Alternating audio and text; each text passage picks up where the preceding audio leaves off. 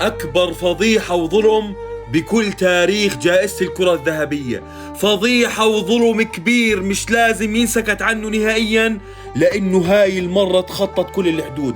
تخيل معاي إنه أولمو ونيكو ويليامز مرشحين لجائزة الكرة الذهبية، ورودريجو لاعب نادي ريال مدريد مش موجود ضمن أفضل 30 لاعب للحصول على جائزة الكرة الذهبية.